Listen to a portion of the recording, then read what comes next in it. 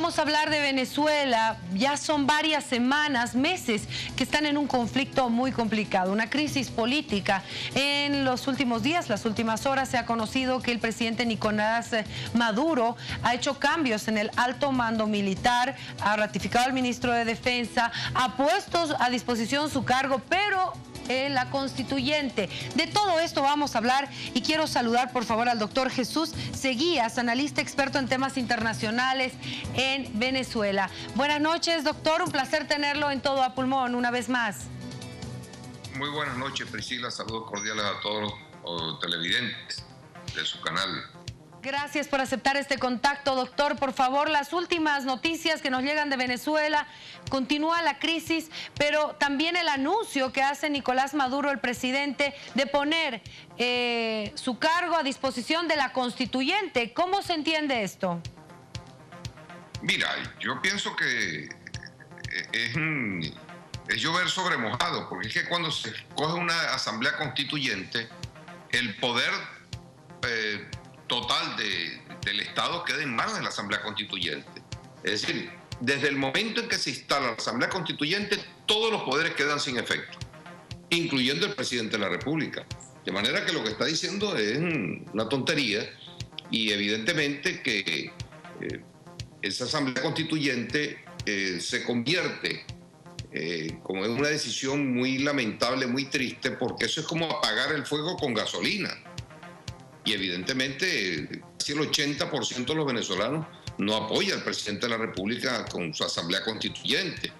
Pero la asamblea constituyente está siendo promovida precisamente para finiquitar lo poco que queda de democracia en el país y para modificar la constitución que se creó en el año 2000 o 1999, para entonces ya convertir pues a Venezuela prácticamente en una dictadura institucionalizada a través de la Asamblea Constituyente.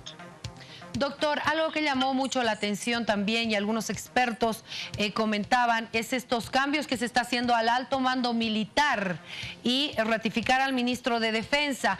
¿Por qué hago referencia a este tema? Porque también se ha dicho que lo que mantiene a Nicolás Maduro son los militares. Y este cambio es que realmente se estaría viendo un giro de las Fuerzas Armadas. Mira, evidentemente yo publiqué un libro hace año y medio aproximadamente que se llama Al borde del desenlace, el suicidio de una revolución.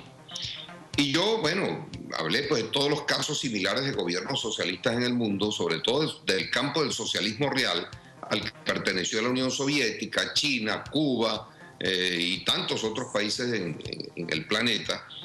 Y yo decía pues que evidentemente que Venezuela en particular venía en camino hacia un gobierno de ese corte.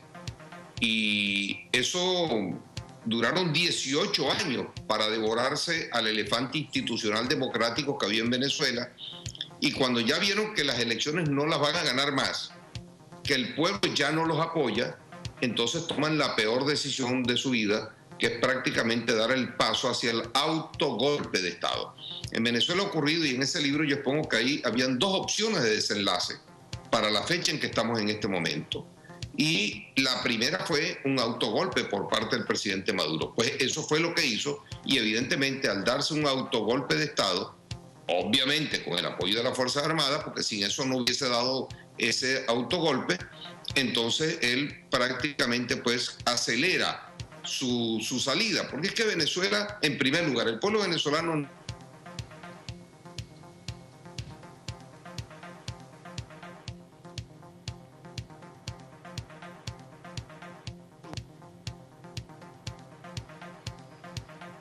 Bueno, vamos a tratar de recuperar esta conexión con nuestro invitado desde Caracas para entender un poquito lo que está pasando en Venezuela y estas últimas decisiones que ha tomado Nicolás Maduro. Lo escuchábamos, por favor, este apoyo que tenía Nicolás Maduro o que tiene todavía de las Fuerzas Armadas.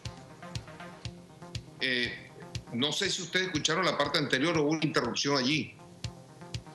Sí, nos quedamos justamente cuando iba a darnos esta explicación de lo que está pasando con las Fuerzas Armadas y el apoyo que se tenía y que al parecer habría un cambio.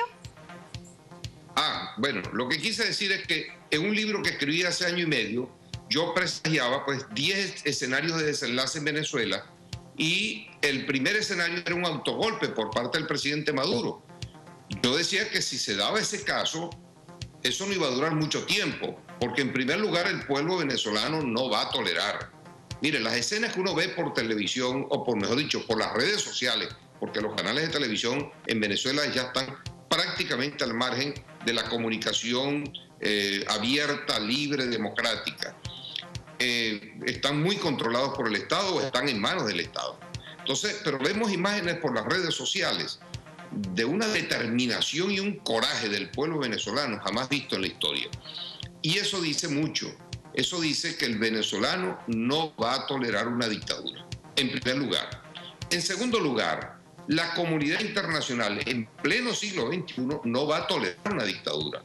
En tercer lugar, la comunidad americana, toda Latinoamérica y Norteamérica, no van a tolerar una dictadura en el continente. Eso que lo sepan bien claro quienes gobiernan a Venezuela en este momento. Eso no va a pasar, no va a ocurrir. Y el gobierno del presidente Maduro en este momento ya es un gobierno que está transcurriendo de manera extremadamente precaria. No hay manera de sostener un gobierno en esa forma. La única manera en que ellos podrán sostenerse un tiempito más, si siguen así como van, es a través de una masacre que pueden generar en el país. Porque es que los venezolanos no están en disposición de tolerar eso. Es lamentable, ya vamos por 80 muertos en apenas 80 días de protesta. O sea, un muerto diario. La pregunta que habría que hacerse, ¿cuántos muertos más necesita el gobierno nacional para reflexionar, entender que eso no es viable, que no es posible lo que están haciendo? Ahora, Priscila, yo quiero hacer una reflexión aquí, porque en Bolivia hay muchas personas que tienen cercanía al gobierno venezolano, pero el gobierno boliviano no se le ocurriría jamás hacer una cosa como esta que estamos viviendo en Venezuela. Y hay una solidaridad y una lealtad que ha habido de parte del gobierno boliviano que yo diría que es automática, no racional. Fíjense, yo he dicho amigos chavistas, pues yo tengo relaciones excelentes con todos los niveles políticos del país.